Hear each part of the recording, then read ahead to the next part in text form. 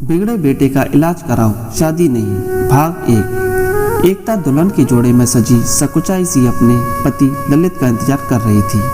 शादी इतनी जल्दबाजी में हुई थी कि एक दूसरे को जानने समझने का मौका ही नहीं मिला था। शादी के समय भी न जाने क्यों एकता को ललित का व्यवहार अजीब सा लग रहा था। फेरों के वक्त उसके पैर भी डगमगा रहे थे। पूछने पर ललित की माँ कंचन जी ने कहा, बहुत थक गया है मेरा बेटा, अब सर पर बाप का हाथ तो है नहीं, इसलिए सारा इंतजाम इसी के कंधों पर था। 3 दिन से सोया भी नहीं। एकता एक निम्न मध्यम वर्गीय परिवार की बेटी थी।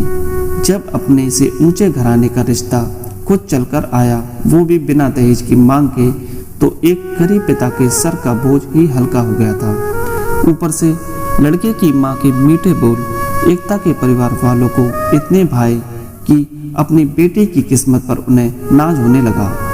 उनका बस एक ही कहना था कि उन्हें शादी जल्दी करनी है, क्योंकि एकता को वो अपने घर की बहू बनाने के लिए बेकरार है। कंचन जी के इस विनम्र निवेदन को एकता का परिवार अपनी खुशकिस्मत मान रहा था। एकता की सास ने बहू के आते ही जल्दी जल्दी सारे नेक चार करवा दिए। सब मेहमान भी जा चुके थे। रात को जब एकता अपने कमरे में आई तो काफ़ी देर तक ललित का इंतजार करती रही, क्योंकि दोपहर के बाद उसने एक बार भी अपने पति को नहीं देखा था।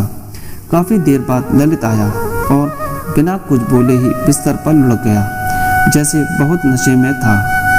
एकता उसे इस हालत में देखकर बहुत डर गई थी। उसके मुंह से शराब की बदबू आ रही थी। एकता घबराते हुए कमरे से निकलकर अपनी सास के कमरे का दरवाजा खटखटाने लगी। कंचन जी इस समय बहू को ऐसे देखकर बोली, क्या हुआ बहू, कुछ चाहिए क्या? जी वो माँ जी, ललित जी बहुत नशे में है, आते ही बिस्तर पर गिर गए, आप चलकर देखिए। एकता घबराते हुए एक सांस में बोल पड़ी, लेकिन कंचन जी को एकता की बात सुनकर जैसे कोई हैरानी नहीं हुई। अरे नहीं नहीं, वो तो उसके दोस्तों ने थोड़ी बहुत पिला दी होगी, शादी ब्याह में तो ये सब होता ही है, कोई बात नहीं। और तुम यूँ जोर जोर से बोलकर बखेड़ा मत खड़ा करो। नई नवेली बहू का इस तरह पहले ही दिन घर में घूमना अच्छा नहीं लगता। जाओ अपने कमरे में जाओ।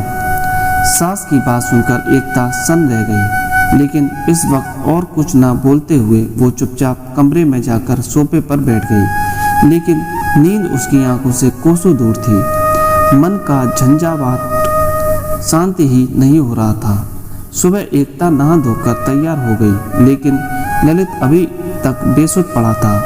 एकता उसके लिए चाय लेकर गई और उसे उठाने की कोशिश करने लगी, लेकिन ललित ने उसका हाथ छिड़कते हुए उसे धक्का दे दिया।